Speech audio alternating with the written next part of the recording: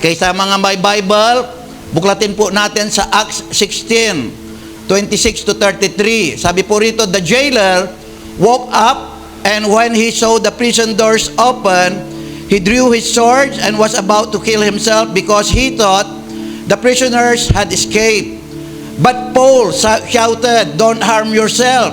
We are all here." The jailer called for lights, rushed in, and fell trembling before Paul and Silas. He then brought them out and asked, "Sirs, what must I do to be saved?" They replied, "Believe in the Lord Jesus Christ, and you will be saved, you and your household." Then they spoke the word of God, the word of the Lord to him and to all the others in his house. At that hour of the night, he took them and washed their wounds. Then he and his entire family were baptized immediately. Basbasan ng Diyos ang kanyang salita. Pwede na po tayong umupo. Okay, ano po ba yung kwento sa binasa po natin? Sa pangangaral po ni na Apostle Paul at Silas, si Apostle Silas po, ay si Paul po ay may kasama. Pangalan po niya ay Silas. Ipinakulong po sila ng mga religious leaders kasi naiinggit po sila. Dami pong himala na nangyayari sa mga apostles. Okay, nangalat po sila, sina Peter at sina Apostle Paul naman, nandun po sila sa isang lugar. Okay, so pinakulong po sila. Kasi galit na galit po yung mga religious leaders. At habang nasa kulungan, ang ginawa po nila ni Apostle Paul ay nagpuri po sila sa Diyos. Puri sila. Okay? Nasa kulungan po sila. Dapat naghihinagpis po sila, pero nagpuri po sila sa Diyos. At ang sabi po doon, habang nagpupuri sila sa Diyos, sa verse 16, ay nagkaroon bigla-bigla ng earthquake. Okay?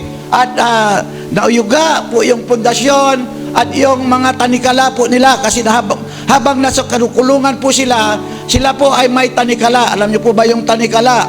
Gulong-gulong. Okay? Nakating nakala sila, kalas po lahat po yung tanikala. Nung makita po nung guard, pati yung mga prison doors ay nabuksan, natakot po yung prison guard kasi baka nakatakas po yung mga preso at kanyang papatayin na yung kanyang sarili. Kaya sumigaw po si Apostle Paul nung makita po yung prison guard na papatayin na yung kanyang sarili. Sabi niya, "Huwag mong patayin yung sarili mo, nandito kami. Hindi kami tumakas." Ang sumunod na pangyayari, nagtanong yung prison guard, "Anong gagawin ko para maligtas?" Okay? At sinabi ni Apostle Paul, "Believe in the Lord Jesus Christ, you and thy household shall be saved." Ano sa tingin ninyo ang pag-aaralan po natin po ngayon? Okay? Ano sa tingin ninyo? So, ang title ng pag-aaralan po natin po ngayon ay Earthquake Ministry. So, ano po ba itong Earthquake Ministry? Ano ba yan? Bago ata yan. Kasi ang alam kong ministry, music ministry. Okay? Yung mga helping ministry, ushering ministry. So, ministry po lahat po yan. Yung ibig sabihin po ng ministry ay yung nagagawa niya sa church. Okay? Ano ba nagagawa naman ng earthquake sa ating buhay? So may nagagawa po ang earthquake. Whether we believe it or not, may nagagawa po ang earthquake sa buhay po ng tao. So mamaya titignan po natin. Okay?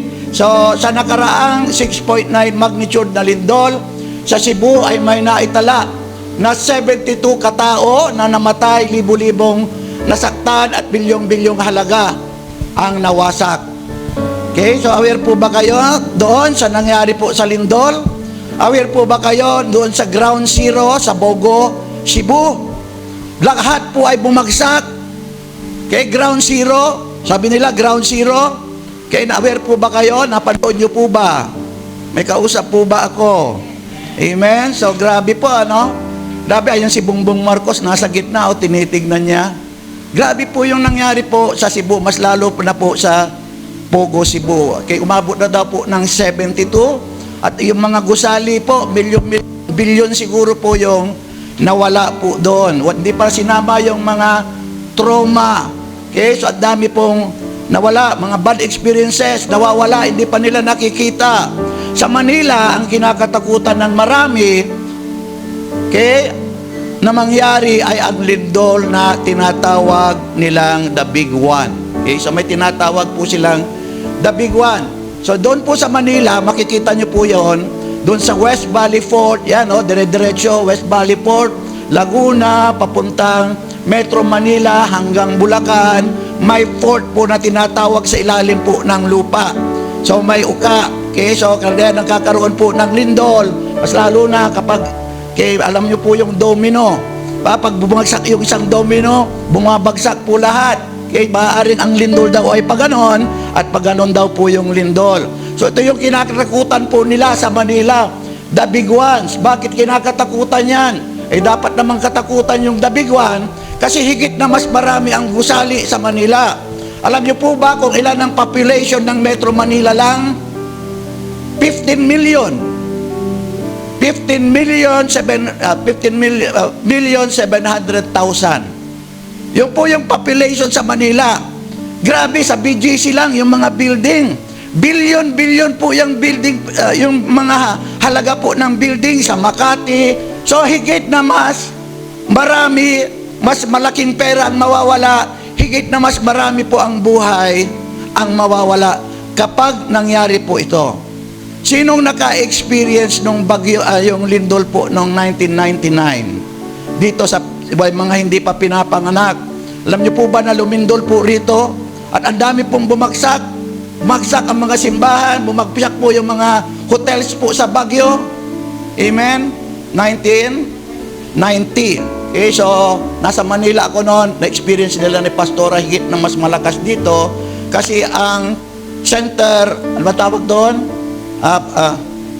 Epicenter ay sa Zambales ata. Okay? So, ito po yung kinakatakutan. Nakakatakot naman talaga ang lindol. Nevertheless, earthquakes has a special ministry to people. May nagagawa po yung earthquake po sa atin. Okay? So, alamin po natin, ano bang nagagawa ng earthquake na yan? Puro masama naman yan. Anong magagawa sa buhay ng tao yan? Okay? Mayroon. Number one is the realizations that no one can boast about what a man has before God Almighty. Walang pwedeng magmayabang sa kanyang pag-aari, sa kanyang buhay, ano paman, sa Diyos. Kasi ang Diyos ay may control po ng lahat. Amen? Kaya mayaman man, mahirap man, wala pong exempted. Bagamat ito'y nature, ang Diyos kasi may control, pinapahintulot niya po. So may realization na ang tao ay hindi dapat magmayabang. Sabi po ng Biblia sa James 4:13-14, "Now listen, you who say, today or tomorrow we will go to such and such a town, stay there a year, conduct business and make money. You do not know what tomorrow will bring. What is your life? You are a mist that appears for a little while and then vanishes. Instead, you should say, if the Lord wants us, we will live and do this and do that." Okay, so hindi daw po natin hawak po yung bukas po natin. Hindi mo pwedeng sabihin ganito, para bang hawak. Alam niyo po ba noon, nung hindi pa ako Kristiyano, kala ko hindi ako mamamatay. Pakiramdam mo pagkabataan ka, di ba, Brother Balong, ang tapang-tapang mo, di ba, Brother Andrew? Parang wala kang kamatayan. Wala kang kinakatakutan. Diba? Pag wala pang nangyayari sa iyo, ganun ang pakiramdam mo. Okay? So, mataas. Parang hawak mo yung buhay mo. Gagawin ko to. Walang pakialam ang Diyos. Kahit na ayaw ng Diyos, gagawin ko to. Hindi mo kinukonsulta ang Diyos. Hindi natin alam, ang Diyos palang may hawak ng buhay natin. Nung mga nakaraang buwan, nakapanood ako, mag-graduate na, binaril siya eh. Diba? Mag-graduate na, binaril po siya. At nung isa naman, nung mga nakaraang taon, alam nyo po yan, mag-graduate siya pero namatay siya. Na-aksidente po siya at napakarami pa. Andiyan pa po ba tayo? May ikakasal na, yun yung sa Israel naman po yun, kaya pinatay po sila mag-asawa sa US ata po yun. Pinatay po yung Jew. Dahil lang Jew sila, wala namang dahilan, Jew sila, mag-asawa, wala silang kasalanan, pinatay po sila. So, ganito po ang buhay. Ganito, walang kasiguruhan ang buhay. Alam niyo po ba kung ano yung may kasiguruhan po sa lahat? Diyos. Diyos. Kapag nasa Diyos ka, may kasiguruhan ka. Buhay ka pa, nakikita mo na yung kamay ng Diyos. Sa aming buhay, we have experienced the hands of God. Nakita po namin ang protection po ng Diyos po sa amin. Amen? Pag nasa Diyos tayo, sa Diyos po tayo so umaasa. Hindi sa pera, hindi tayo nagmamayabang, hindi natin inaakala na mabubuhay pa tayo bukas. Umaasa tayo sa Diyos.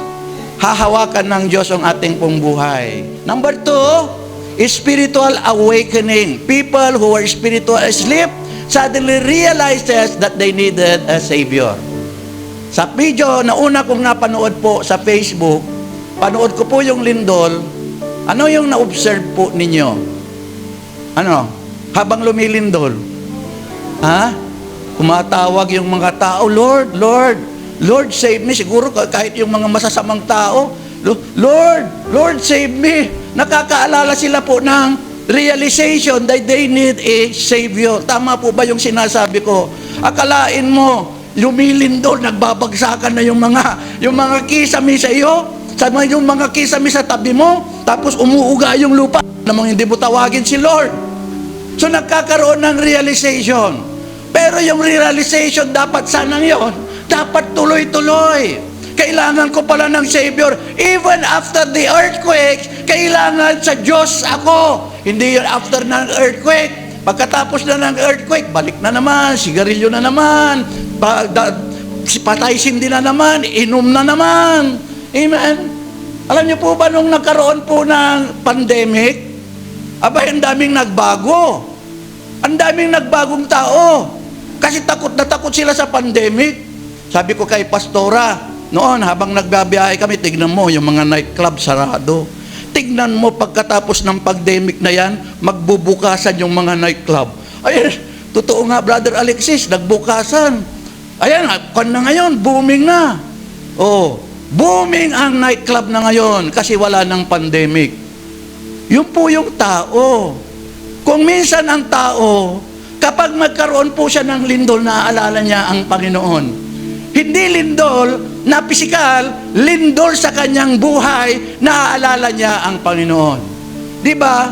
Kapag nilindol po tayo sa ating buhay, huwag niyong katakutan, nagpapaalala lang po ang Diyos. Tayo pong lahat, kung hindi nilindol ang buhay ko, ang buhay namin ni Pastora, siguro wala kami sa Panginoon. Ganon po tayo, huwag natin kalilimutan yung lindol na nangyari sa atin noon. May nangyari sa atin noon pagtawag ng Diyos. Huwag tayong makalilimutin.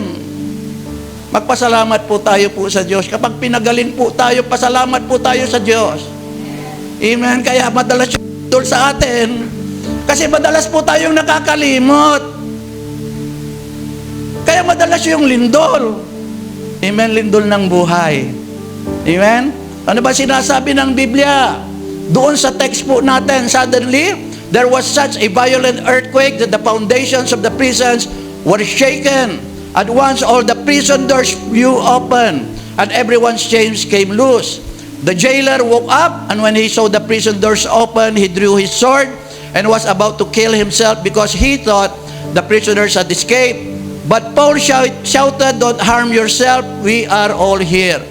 The jailer called for lights, rushed in, fell trembling before Paul and Silas. He then brought them out and asked, "Sirs, what must I do to be saved?" Kaya dinala niya si Paul and Silas sa labas at nagtanong, anong gagawin kong pagmaligtas? Bakit ganon? Lumindol lang, nagtanong siya, anong gagawin ko para maligtas kay Paul at Silas? Anong nangyari? Anong koneksyon? Kasi binabahaginan yung jail guard, hindi man sinulat po rito, ng salita ng Diyos. Noong una, hindi siya nakikinig. Noong una, agree siya na ipakulong po sila. Pero ngayon, nakita niya yung kapangyarihan ng Diyos. Sa pamamagitan ng lindol, nakawala po. Ang ganda ng lindol, ano? Hindi po, basta-basta, yung hindi po, hindi lang po nakakawala po tayo sa tanikala na pisikal. Katulad ng tanikala nila. Tayo po na mga nilindol ang ating buhay, saan tayo nakawala? Nakawala po tayo sa paglilinglang ng dyablo, nakawala tayo sa kasalanan, nakawala tayo sa pagiging makasarili. Di ba? Yun ang tunay na malaya. Nakakawala po tayo. Sabi nung isang nasa kulungan na isang naging pastor, sabi niya, higit akong malaya dito sa kulungan kaysa sa mga tao na nasa labas. Alipin sila ng kasalanan. Hindi sila makawala. Alipin sila ng problema. Alipin sila ng depression. Hindi sila makawala. Samantalang siya dating makasalanan. Ngayon, santo na. Nakawala siya po sa kasalanan. O sinong tunay na bihag? Amen? So, sa lindol, may nagagawa po yung lindol. Minsan ang tao talaga, kung hindi lilindolin, hindi niya papansinin ang Diyos. Totoo po ba yun? Amen? Kapag nilindol na, papansinin mo ang Diyos eh. Itong guard na ito, tignan nyo, nagtanong, naging interested. Sirs, what must I do to be saved? O sinagot siya. Okay? May 2 earthquakes yung nangyari po doon sa jail guard. Unang earthquakes, yung nilindol yung kanyang kulungan. Pangalawang earthquake, yung pangamba niya, napapatayin siya dahil inaaka-akalain ng mga Roman soldier, pinabayaan niya yung kanyang duty. Kaya earthquake sa kanyang buhay po yun. Yun ang starting point ng kanyang realization na kailangan niya po ng Savior. Kaya nagtanong po siya, Sirs, what must I do to be saved? At halos ganun po tayo po lahat. Okay? Kung hindi pa tayo nakadama ng pagliglig, pagyanig sa ating buhay, kampante po tayo, wala po tayong pakialam sa Diyos. Yung po ang katotohanan. So what the gospel of Christ can do to the lives of people? Ano ba yung pinangaral po kasi po nila yung gospel? Sabi po ni na Apostle Paul and Silas sa jail guard, they replied, believe in the Lord Jesus Christ and you will be saved, you and your household. Na naging interested siya sa gospel, pinangaral po nila yung gospel. When the persons whom you share the gospel with believe and obey, he will be saved. So nandun po yung word na obey. Huwag kayong maniniwala sa mga nagtuturo sa Facebook na wala na daw po tayong gagawin. Just for you have been saved, for by grace of God you have been saved through faith, it is the gift of God. Wala na daw po tayong gagawin. Kasi daw yung napako sa gilid po ni Jesus Christ na isang magnanakaw, wala na daw pong ginawa, hindi na daw po siya nagpabaptize. Ano ba yung salita? Ayaw kong bitawan yung salita. Okay, babaan ko na lang. Yung stupid comment. Napaka walang kwentang rason. Arguments. Nakapako, anong magagawa niya? Alang nga, ilikwarin siya ni Jesus Christ, bumabaka, nakapako siya. Hindi nga siya in control sa kanyang sarili kasi pinako siya. Sabi ni Jesus Christ, may gagawin. Doon dumating si John the Baptist, ang message ni John the Baptist, repent for the kingdom of God is at hand. Doon dumating si Jesus Christ, ang sabi ni Jesus Christ, repent for the kingdom of heaven is at hand. At ang sabi ni Jesus Christ, nung sinabi ng mga apostoles, bakit yung mga yon makasalanan? Grabe yung nangyari sa kanila. Ang sagot ni Jesus Christ, unless you repent, you shall always likewise perish. Kung hindi kayo magsisisi, parehas nyo din sila na mapapahamak. So may gagawin. Gagawin ay pagsisisi. At ang bautismo ay tanda ng pagsisisi. Kaya anong nangyari? Then they spoke the word of the Lord to him and to all the others in his house. At that hour of the night, he took them and washed their wounds. Then he and his entire family were baptized immediately. O hindi naman binanggit yung sinabi, magpabaptize kayo. Sabi, then they spoke the word of the Lord. Ibig sabihin, sa word of the Lord, binanggit nila ang repentance and baptism. Kaya nagpabaptize siya. Kailan? At that very hour. Lahat ng kanyang pamilya.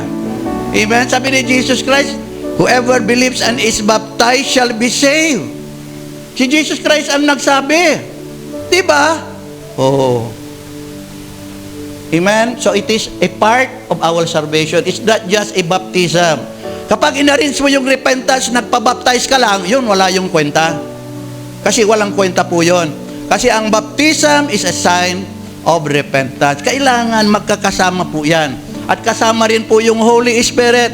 Nagsisi ka, nagpabaptize ka, nakareceive ka ng Holy Spirit. Amen? O desire for the Holy Spirit, hindi natin kaya ang mundong ito kung walang Holy Spirit. So, diretso po tayo. The doors of blessings will be open and chains of those who are in bondage of darkness will be broken if they receive the gospel of our Lord Jesus Christ. If they receive and obey the gospel of our Lord Jesus Christ. Number 3. Okay, number 3 na po tayo. Dito pa rin po ba yung attention po natin?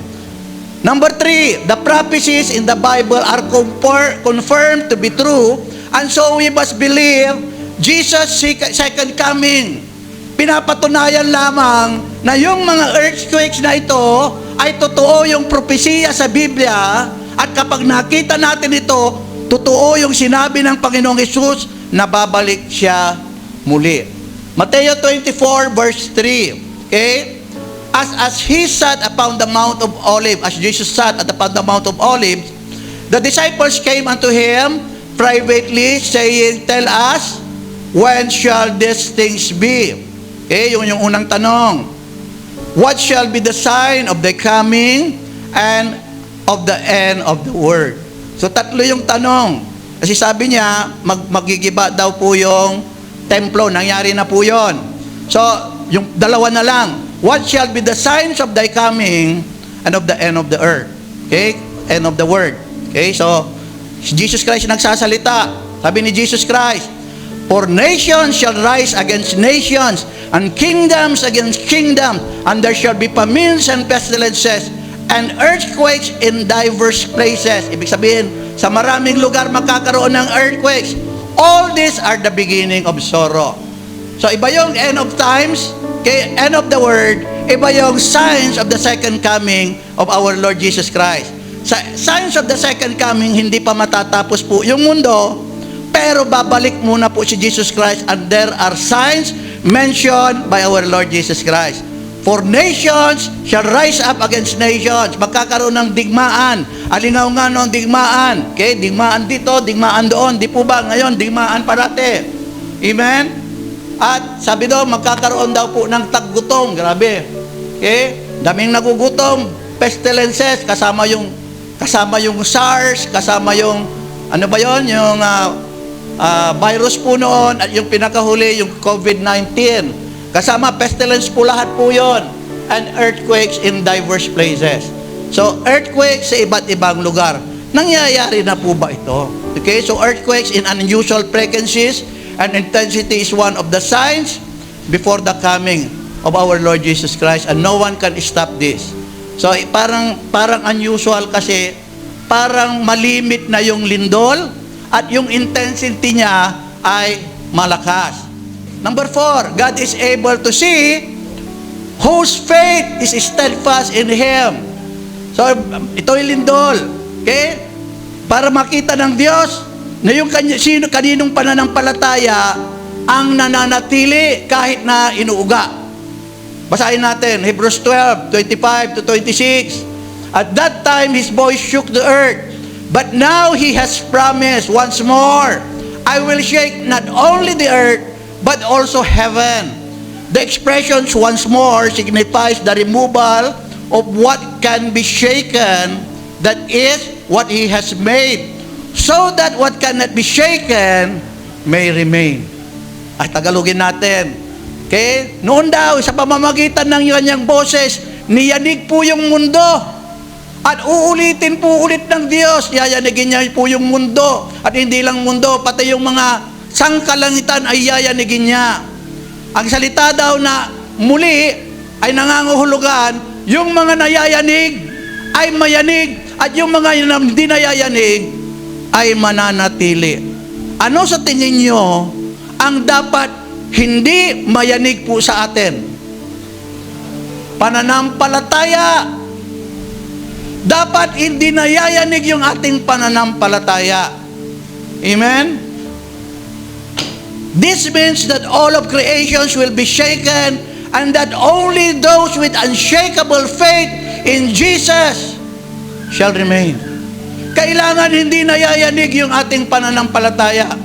Kailan ba nayayanig yung pananampalataya natin? Kailan ba nauuga yung pananampalataya na po natin? May pananampalataya ka naman sa Diyos. Bakit kung minsan nawawala yung pananampalataya mo at nayayanig ka?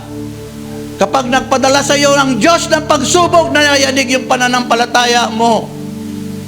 Kapag nangangaral si Pastor Alex ng salita ng Diyos, nayayanig yung pananampalataya mo. Ang akala mo natitisod ka kay Pastor Alex, pero sa totoo na yan, titisod ka sa salita ng Diyos. Kasi ang pinapangaral ni Pastor Alex ay salita ng Diyos. Kailangan hindi tayo nayayanig. Si Jesus Christ ay katitisurang bato. Yung mga Pariseo at Saduseo, natisod sila kay Jesus Christ dahil, ang sabi po ng wala silang pagmamahal sa Diyos. Kaya sila natisod. Amen? So wag po tayo pong magpayanig sa ating pananampalataya. This means that there will be separations of chaff from the wheat by means of winnowing. Alam niyo po ba yun? Sinong naka-experience niyan? Ba't tawag sa Pangasinan po yan? Mantaep. Hindi nyo alam, mga kabataan, hindi nyo alam magtaep. Alam niyo po ba, pag nagkuhan kayo ng palay, magtaep kayo? Yung mga ipa, inawawala doon sa bigao. Ang natitira lang, yung palay. Bakit yung ipa, kayang-kayang liparin ng hangin at nawawala sa bigaw? Bakit? Kasi walang laman. Walang laman ng ipa. Nag-ibig sabihin ng walang laman. Katulad ng mga Pariseo, walang pagmamahal sa Diyos. Walang pagmamahal sa katotohanan. Walang pagmamahal sa salita ng Diyos. Di nakuha atin dyan.